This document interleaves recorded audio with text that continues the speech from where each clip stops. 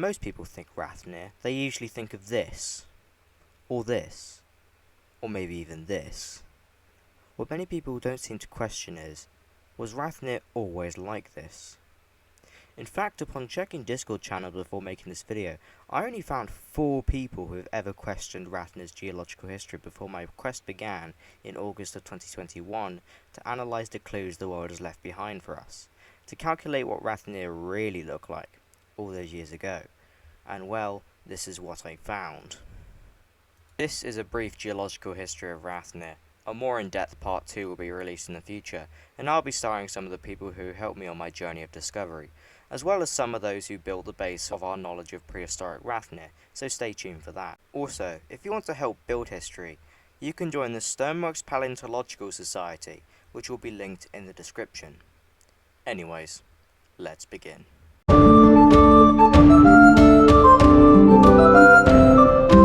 So, for the basis of my knowledge, I'm going to be using the Rathnir geological timescale, composed by Dr. Tara Saranis, one of the founders of the prehistoric studies sector of Rathnir. The link to the official wiki page will be at the top of the description. I'll also be using this periodic timeline, composed by yours truly. For my maps, I'll be using the Athas blank map template. So, with all that out of the way, let's start at where it all began.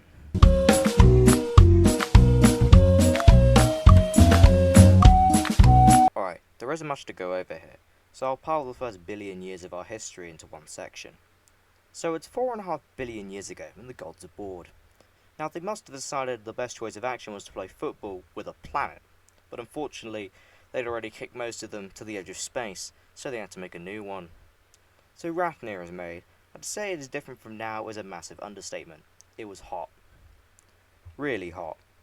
Maximum surface temperatures are believed to be around 2,700 degrees C, so yeah, it's a bit hot for almost anything to happen.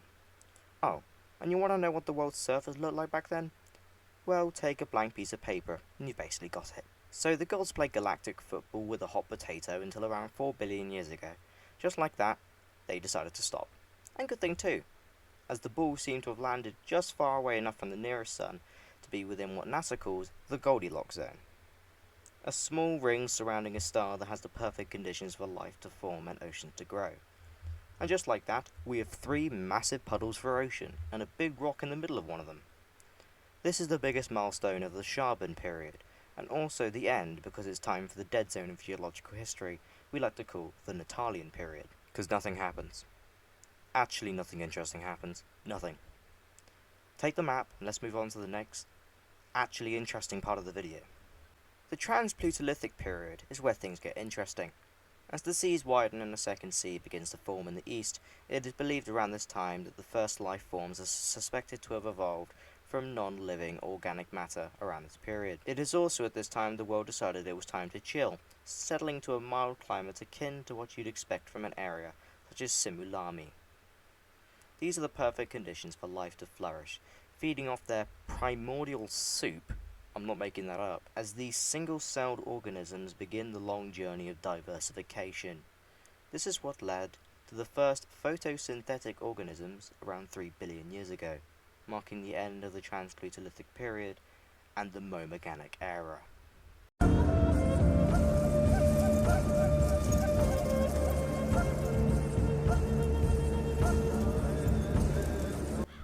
Finally, we're here.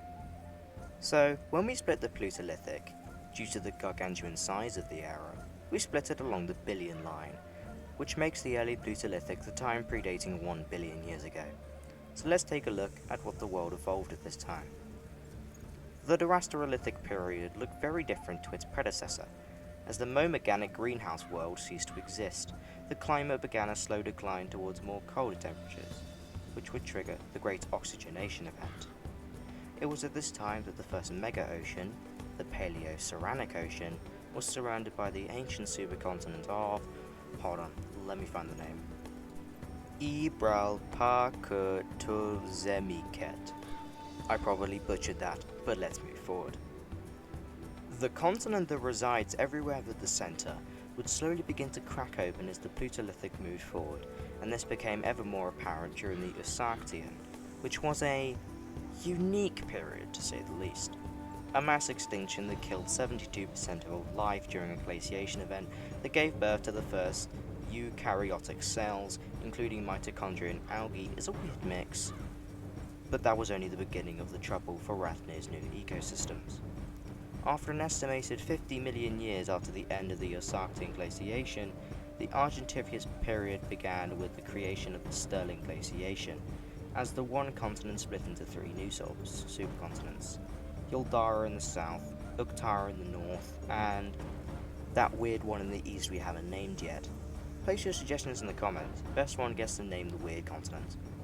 The Argentiferous ended at the billion line, with the last common ancestor of all life evolving at the time. And now is when things go absolutely crazy.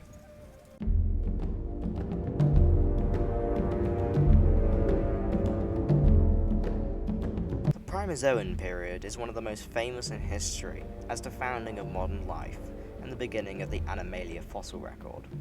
The Middle Promesoan marked the end of the Paleoceranic Ocean, as the Needin Strait connected it to the Uktaran Sea, forming the mega-ocean known as the Panceranic Ocean.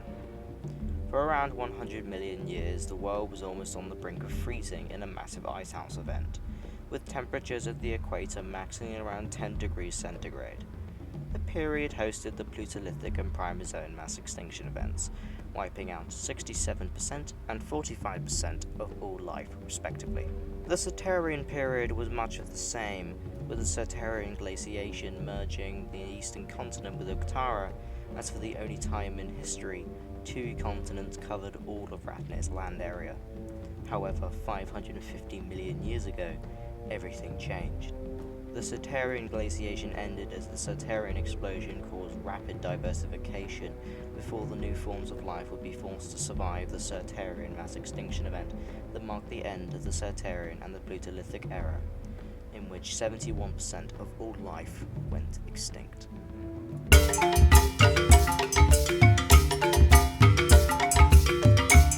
When the Neomesolithic period began, life was recovering from the mass extinction as the world's tectonic movements began to speed up. The new continents of Aurora and Targovoran were the first proto-continents, continents that evolved into modern continents, as Yuldara and Uktara became behemoths in the north and south, surrounding all of the Panceranic Ocean. However, during the Teutonanian period, rising sea levels suddenly split Uktara into two new continents, Uktara Minor and Vastalotica. This gave birth to the Sea of Lothranis, the Lithuanian Sea, and the Sea of Aurora, as it enlarged the Paleo-Bardonian Sea to the north and formed the divide between the two new continents. The new continent of Vastalotica was one of the first to receive terrestrial plants and fungi, as huge rainforests began to appear across the continent. Another mass extinction at the end of the Teutonanian began the transition from sea to land for many species. The Lithuanian period, also known as the Age of the Sea, was when further continental flooding occurred, giving rise to the Aldelard Sea and the Simian Sea, as the rest of the oceans continued to widen. The new continent of Viridiana split from Aurora and Yuldara as a set of islands to make up the modern-day region of Czechoslovakia. This continental fracturing continued into the Tyrfinic period, the age of cold swamps, as the northern regions of Yuldara broke away and merged with Uktara, as Viridiana continued to break away from Yuldara, as the land bridge between Vastalotica and Uktara began to form. During the Tyrfinic, the world entered into a greenhouse world for the first time in over 2 billion years, as the world began to dry up moving into the Ardatian period. Yuldara split into three new landmasses: the proto-continent of Simru, the proto-continent of Proto-Aldal, and Yuldara itself remained in the area of modern-day Saligste, as Viridiana began to collide back into Yuldara. The seas continued to grow despite the harsh climate, as the Simian Sea became the barrier between Simru and Yuldara. However, the mass extinction at the end of the Ardatian brought an end to the Promesolithic Era, as the world continued to dry up.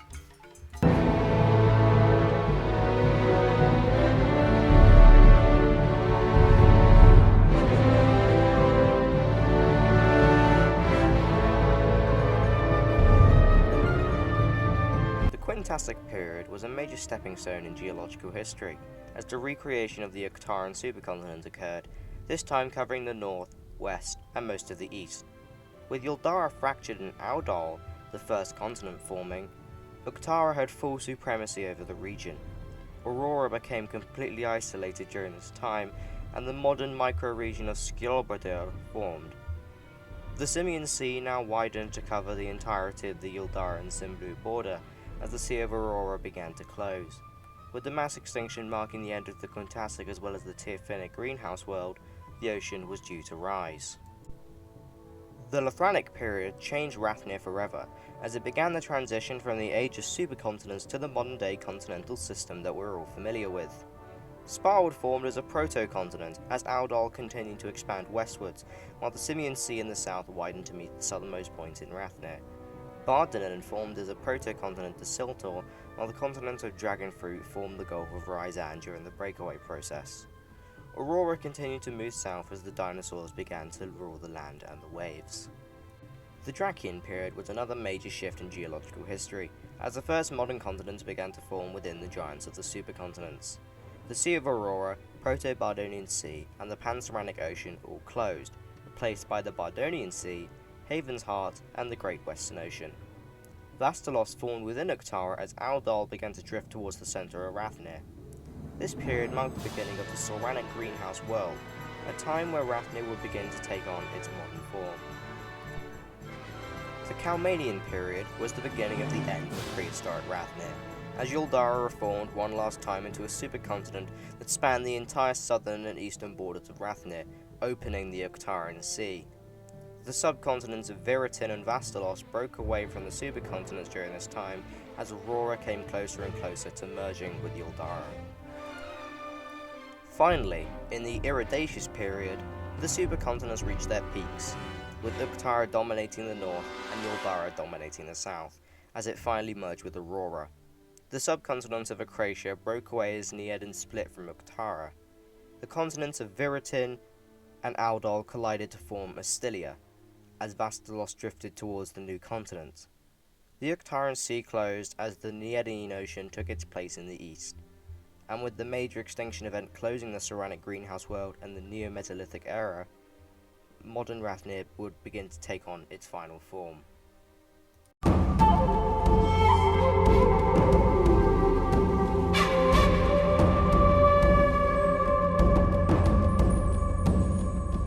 After the mass extinction event, Rathnir underwent a huge change during the Quiqualoan period. The continents of Siltor, Helmia, Umanu, Kajaja, and Amok, Sparwood, and Simlu formed during this time, as Astilia and Needin collided as Yildara was reduced to the southwestern corner of Rathnir. The Great Western Ocean was split in two as the Vogosian Ocean and the Great Southern Ocean formed. It was during the Melwendian period that the Rathnir we know today mostly came into fruition. Yildara finally collapsed into the continents of Soligste and Haven, as Vastalos and Umanu both prepared to collide with their larger neighbours. The Bardonian Sea closed as the Sea of Petals was formed, and in the following regolithic period, the modern world was formed. We're still living in the regolithic period, and geologists estimate we will be for the next 5 million years. We have no idea what is to come, at least not yet.